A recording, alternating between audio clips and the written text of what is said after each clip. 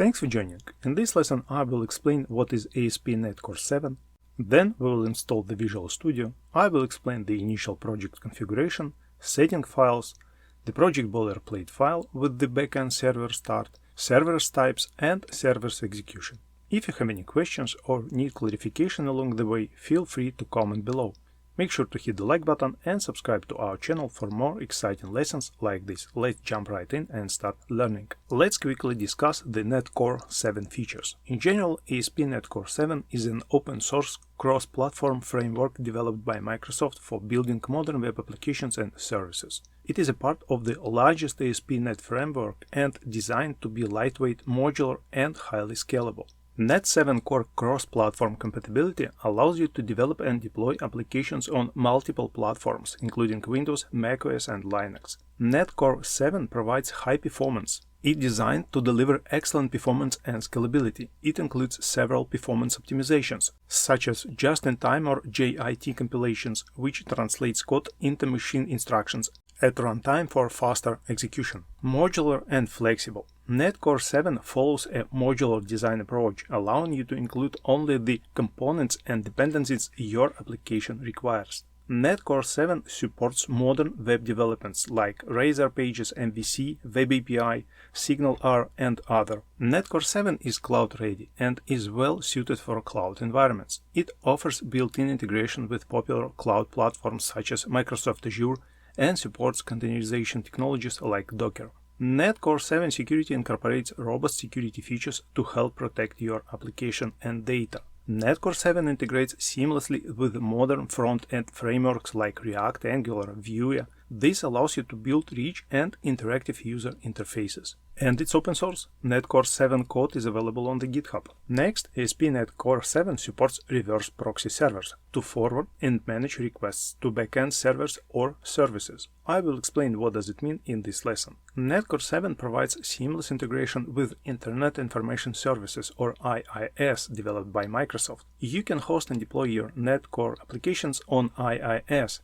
taking advantage of the features like load balancing, SSL, TLS support, and advanced configuration options. Also, IIS is available in IIS Express version, which is lightweight and designed primarily for development purposes. Also, IIS Express is included in your installation. Or, .NET Core 7 can be hosted on the Apache HTTP server. It's one of the most popular web servers available. By using appropriate modules and configurations, you can deploy your .NET Core applications on Apache. Next is NGNX. It's a lightweight and high-performance web server known for its efficiency and handling concurrent connections. With .NET Core 7, you can deploy your applications on the NGNX, benefiting from its reverse proxy capabilities, caching and load balancing features to enhance the performance and scalability of your applications. HA proxy is a powerful load balancer and proxy server that can be used to distribute incoming traffic across multiple servers. And the last one is Kestrel. Kestrel is the default web server included in the .NET Core. It's a lightweight cross-platform optimized for performance.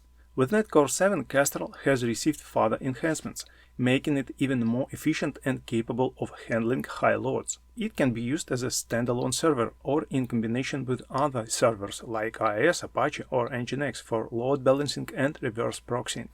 The standard pattern for the web development using .NET is MVC or Model View Controller, or it can be VBPI depending on the specific requirements of the application. MVC, Model View Controller, is a widely used architectural pattern for building web applications. It separates the application into three main components. The first one is model. It represents the data and logic of the application, including database management like SQL or other databases. View handles the presentation and user interfaces of the application. So if we use React, then React will be the view part of this architecture, or simply speaking, it will be the front end. Controller controls the flow of the application, handling user requests, processing data, and updating the model and view. So model and controller will be the backend.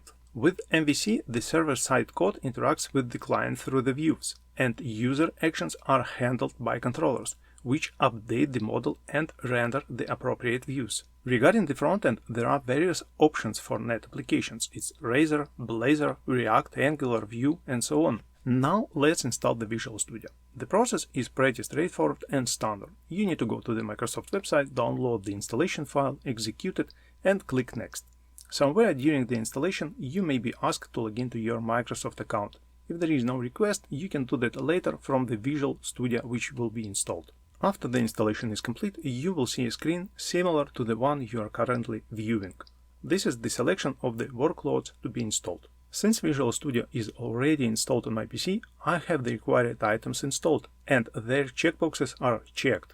You need to select and install the ASP.NET Web Development and .NET Desktop Development workloads. On the right side, in the optional section, select the options exactly as I have them. You don't need Azure, so don't tick the checkbox. Next, go to the Individual Components tab and select the .NET 6 Runtime, .NET 6 WebAssembly, and .NET 7 Runtime. Then, in the bottom right corner, you will see the Install button. I have the Close button since I haven't chosen to install any components, so I will press Close and you will press Install. After the installation is complete, you will see the Visual Studio startup screen. Next, you will be prompted to create a project. It's a standard selection menu with options like creating a repository, opening a project or solution, opening a folder, or creating a new project. There is also an option at the bottom to continue without code, which will only start Visual Studio. The project creation option will be available after Visual Studio is started. So I will choose Continue without code and we will create the project from the Visual Studio menu. Now, when the Visual Studio is running, click on File, then New, and select Project. Here you will see a vast list of pre-configured items with different boilerplates or templates. Since we don't need all of them, we need to narrow down the selection. In the Language tab, choose C#. For the platform, select Windows, assuming you are on Windows. In the Project tab, choose Web. And you will notice list is reduced, making it easier to navigate and select what we need. Now we have different options available. As mentioned earlier, most project selections come with various files that we don't currently need. That's why we need to choose ASP.NET Core Empty. Click on ASP.NET Core Empty option. Next, you need to name your project. You can choose any name you prefer.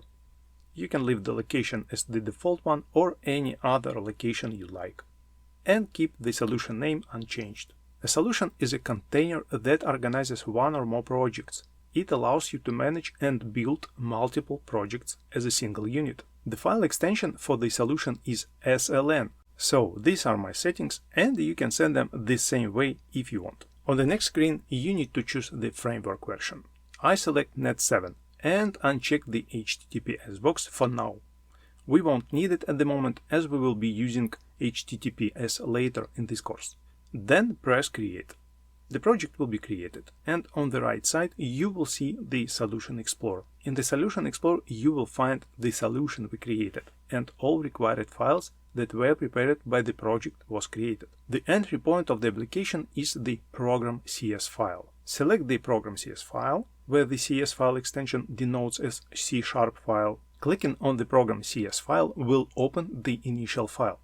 The code in this file is provided based on our selection of the ASP.NET Core Empty project option. Now, before we begin, I want to show an additional screen to those who are familiar with the development. It's the backend on Node.js and Express. Does it look familiar? Yes, it does.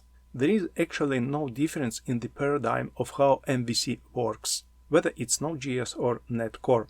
You simply need to start the server on a specific port, create your endpoints with the required logic, and that's it. However, if you don't know how it works, don't worry. We will discuss it in detail throughout this course. Now let's back to code. As you remember, as entry point for the code execution before was the main method. With C#9 and .NET Core 6, the new simplified approach was introduced, where you don't need to explicitly define the main method. But if you prefer, you can use this code with the main method to run the application, and the code is provided. So as you can see, in the comparison to the previous code, the current one is significantly reduced. This new approach eliminates the need for a main method that explicitly sets up and runs the web applications. The framework takes care of these details internally. So this code snippet will be executed without main method and it sets up a basic web application using ASP.NET Core 7 and defines a route handler for the root URL. It sets up a minimal web application that responds with the string hello world when accessing through the root URL. So this code is ready to use and can be executed right now, and then the server will respond. But before we execute it, I'll explain briefly all this code. Web application. This is a class provided by ASP.NET Core for building and running web applications. The createBuilder method is a static method of the web application class. So this string will create an instance of the web application builder, which is responsible for configuring and building the web application. The build method is called on the builder instance to build the web application. It sets up the application with the necessary configuration and services, and we store it in the variable app. The map-get method is used to define a route handler for the URL. In this case, we have the get request. When a GET request is made to the route URL, the handler function is invoked. And now the handler is defined as a lambda expression or a callback, which simply returns the string hello world as the response. And I will explain various requests like GET, POST, and so on later. The run method is called on the web application instance to start the application and listen for incoming HTTP requests. The application will continue running until it's explicitly stopped. No worries, this is just a brief explanation on the initial setup. We will discuss all of this in detail throughout the course. Now let's execute this file and start this server. To start it, you need to press the run button. In my case, it's called HTTP, but it may have a different name in your system. Alternatively, you can press F5 on your keyboard. The server will start using the default server named Kestrel, provided by NetCore 7.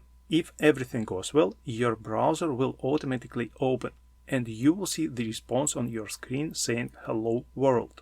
In general, we made a GET request to the address localhost with the pre-configured port number for the Kestrel server.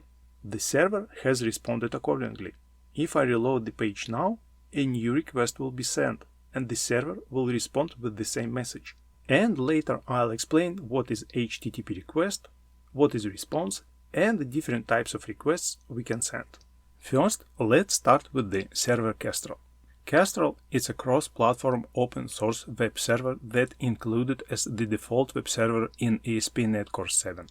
It's optimized for performance, scalability, and handling high loads.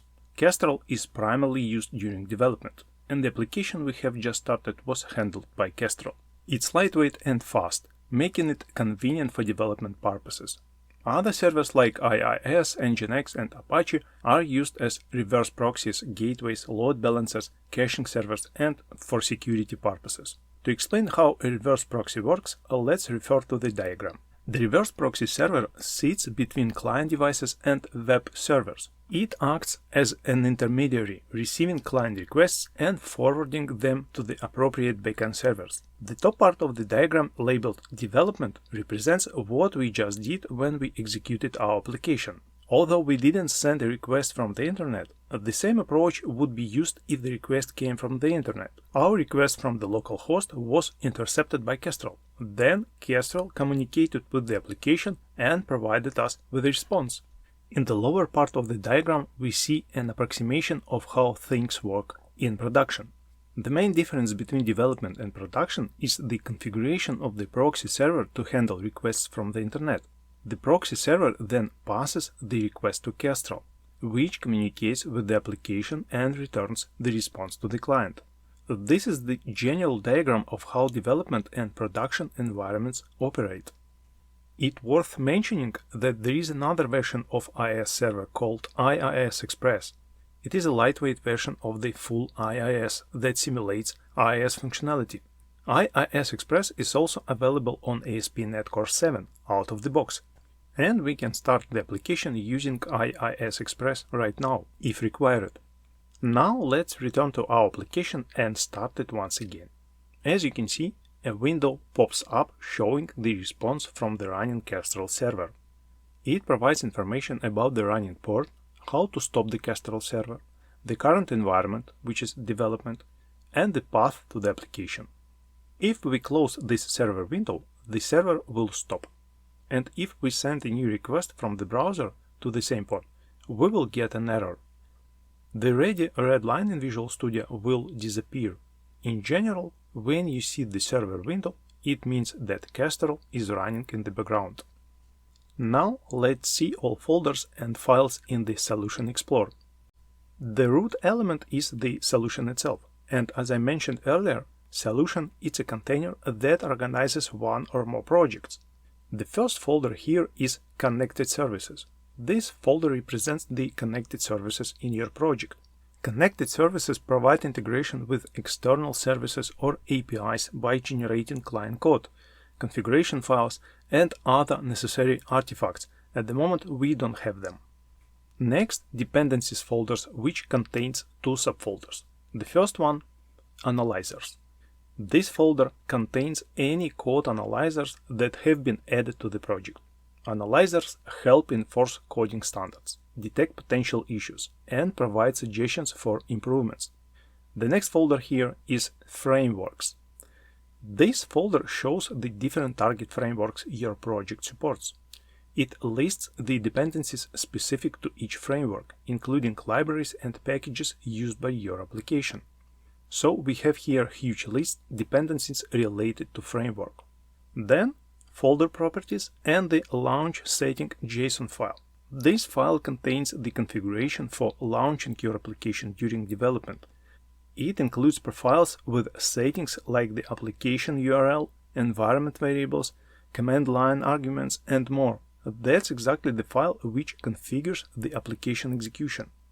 AppSettings.json, this file stores application-specific settings and configuration options.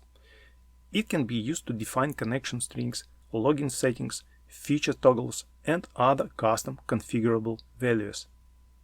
Program.cs, this file contains the entry point of your application. Now let's talk about launch settings JSON file. First, this file is represented in JSON format as objects of key value pairs. This file contains two main keys, which are IIS settings and profiles. In Profiles section, both names HTTP and IIS Express can be renamed. I will rename them, and if you press the arrow down on the toolbar, then you will see that Profiles names were changed. You can use any name you want. I will keep the newly assigned names. Next option is Command Name. This string represents the server which will be executed. If we leave project, then the Kestrel will be executed. If we write IIS Express, then will be executed IIS Express. Also, we can write here just IIS, but then we need to install it, as it's not installed by default. Next, .NET Run Messages. The .NET Run Messages setting allow you to print messages as part of running your ASP.NET Core app. This can be helpful for getting immediate feedback when your app is starting up, such as the progress of the build process. It will provide with information like building, done, building, running, and so on. Next string, Launch Browser setting controls whether or not the browser is opened automatically when your ASP.NET Core 7 app starts up. The default value of Launch Browser is true, so browser will start up. Next is Application URL setting specifies the URL that the browser will be open to. This can be a local URL such as localhost, and the port number in my case is 5269, or you can configure and choose another one in case if the default one is used by another application. This port is generated randomly when you create your project. And let's change to another port, and then your browser window will be opened on that updated port number. Environment variable settings allow you to define environment variables that will be available to your ASP.NET Core 7 app when it starts up. This can be useful for setting things like database connection string or the port number that the app will listen on. And the second profile is IIS Express. The menu is similar to the one what we just discussed, and command name says IIS Express, which is predefined command. It will execute the IIS Express server. Launch browser is true, meaning the browser will launch should we choose this option from the top bar. Let's run to see the functionality. I choose IIS Express and press run. The server is running and browser is opened. And coming back to the top part of the file, we can find there additional settings for IIS and IIS Express. To change the port number, we need to amend the application URL settings in IIS settings object. And if we need HTTPS traffic, then we need to configure SSL port setting. The default value of SSL port is 0, which means that the app will not listen on any port for HTTPS traffic. Now I will choose back Kestrel as the default server to execute the app. Before we end the lesson, I want to explain how to install additional components after the Visual Studio is installed. So in case if you need to add or remove items, then start the installation file which you downloaded initially from Microsoft, and there you can add or remove required items. And as always, lesson assignments. At the conclusion of each lesson, I highly encourage you to complete the assignments, as they will greatly contribute to your progress in C#. By consistently practicing, you will see faster results in your learning journey. Thanks for watching. If you have any questions or need further assistance, feel free to comment below. Don't forget to hit that like button and subscribe to our channel for more great coding content. Stay updated with the latest videos by ringing the notification bell. Happy coding!